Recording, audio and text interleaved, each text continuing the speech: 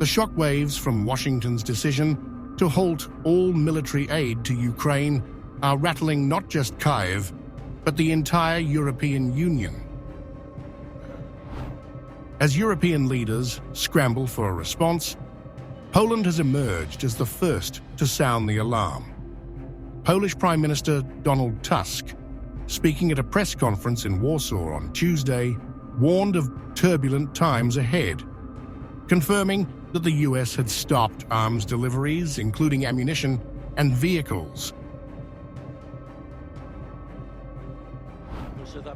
Please fasten your seatbelts. We are entering a turbulent zone, one might say.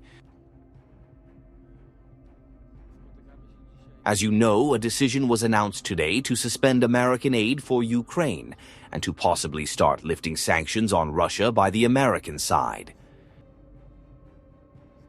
Today, we have no reason to believe that these are just words, besides reports that are coming from the border.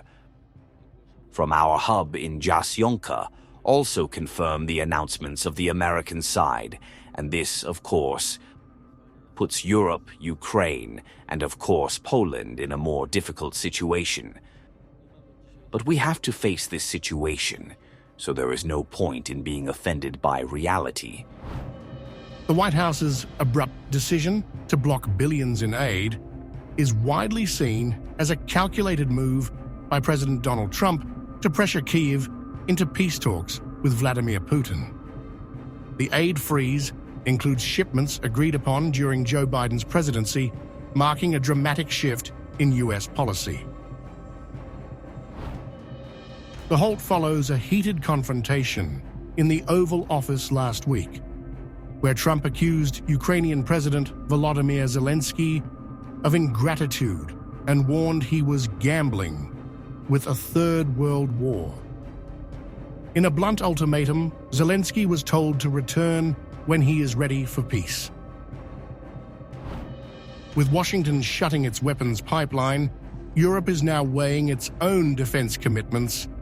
European Commission President Ursula von der Leyen announced plans to ramp up military spending, potentially mobilizing $800 billion, $841 billion, to reinforce EU security and support Ukraine. Meanwhile, Zelenskyy has signaled a shift in tone, acknowledging the growing crisis. Speaking on Tuesday, he admitted that Ukraine had received warnings about the aid freeze and insisted Kyiv had prepared contingency plans. Yet his remarks underscored that Ukraine's survival depends on continued US backing. Today, many people have one question: what will happen next? I instructed the Minister of Defense of Ukraine, our intelligence chiefs and diplomats to contact their counterparts in the United States and get official information. Of course, we in Ukraine have been receiving various signals for weeks, and there has already been a precedent for stopping aid. There was a stop in humanitarian energy aid. There was also a suspension of military aid at the end of January, but then everything was quickly resumed. We saw the risks, so our services, both military and special services, managed to develop an algorithm of actions in any development of the situation. It's not 2021 anymore. Now our resilience is higher. We have the means to protect ourselves. But a good partnership with America is important to us. For the real end of the war, none of us wants an endless war. Ukraine will always be grateful to America. The suspension of aid is already having an impact. Reports from Poland's military hub in Jasionka confirm that American shipments have stopped, a grim indicator that Washington's decision is more than just rhetoric.